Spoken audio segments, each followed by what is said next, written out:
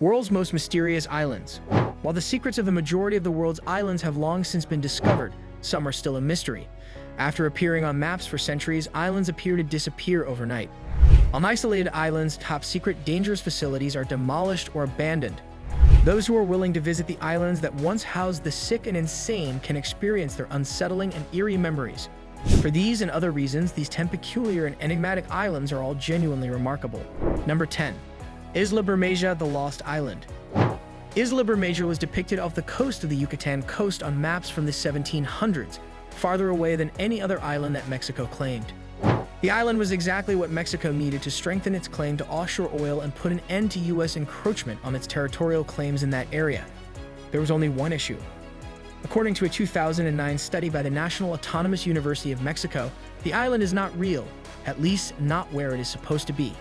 The search team searched the area marked on maps, but they were unable to locate the island using underwater sensing equipment and aerial reconnaissance assets.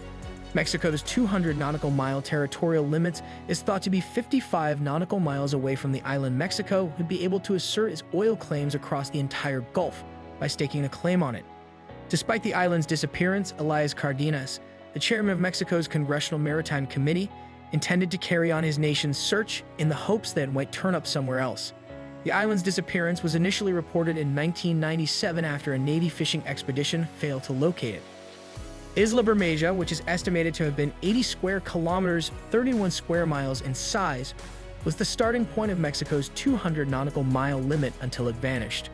As of right now, the country's boundaries terminate at the Alecrines Islands. Mexico's economic zone has thus been sharply reduced. Number 9. Vozrozhdeniya Island. In the 1920s, Soviet Union officials were looking for a certain kind of place. It needed to be inside the boundaries of the Soviet Empire, isolated and encircled by desert. That leaves two islands. The Aral Sea town of Vozrozhdeniya was selected by the Soviets. There, the pathogens responsible for the plague, anthrax, smallpox, brucellosis, tularemia, botulinum, and Venezuelan equine encephalitis were genetically altered to evade medical intervention in a top-secret biological weapons laboratory. The island was home to Gennady Lepioshkin, a physician, microbiologist, and colonel in the Soviet Army. For 18 years of his career, he predicted that in a year, up to 300 monkeys would be kept in cages on a range close to devices that detected the levels of airborne pathogens. Following the monkeys' exposure to the germs, they'd be taken to labs where their blood was tested and the progression of the diseases in their bodies would be monitored. It would die within weeks and we would perform autopsies, Lepioshkin said. The 1,500 people involved in the project not only worked on the island but lived there as well in the only town, Cantebek, which provided a social club, a stadium, a couple of schools and shops, Lepioshkin said. It was a beautiful place where workers could swim in the Aral Sea or sunbathe on its shore. As the Aral Sea dried up, the island simply became part of the surrounding desert, and today, Cantebek lies in ruins, having been looted after the Soviet Union abandoned it. Scientists don't believe the biological weapons laboratory poses much of a threat anymore. All the pathogens except anthrax, which can survive for centuries, have been destroyed by the area's high temperatures and harsh conditions. When they left, the Soviets buried the laboratory's anthrax spores to conceal the project's violation of the 1972 treaty banning biological weapons. In the 21st century, US and Uzbek officials visited the site, burning warehouses that contained remains of the previous experiments. U.S. Defense Department officials believe the anthrax spores have been destroyed, although no one can know for certain that such is the case. Number 7. Bannerman Island. The Hudson River's Bannerman Island is a half-hour's boat ride from New York City. There isn't another path to that location. It's likely that those who visit the enigmatic island will ask why there is a castle there. Frank Bannerman VI, who amassed a fortune by reselling surplus military hardware he acquired at government auctions following the conclusion of the American Civil War, constructed the structure. When his son David brought up Palapel Island, he realized he needed a place to store the enormous amounts of black powder and other excess supplies he had bought. After purchasing it in 1900, Bannerman renamed the island after himself, built a sizable arsenal then the following spring, and built a small castle as his residence atop the island close to the arsenal. Number 6. Earthquake Island. In September 2013, a strong earthquake in Pakistan caused homes to collapse and 39 people to die. It also created an island. The U.S. Geological Survey in Colorado reported that it was magnitude 7.8, but Mohammed Riaz, Pakistan's chief meteorologist, said it was only 7.7.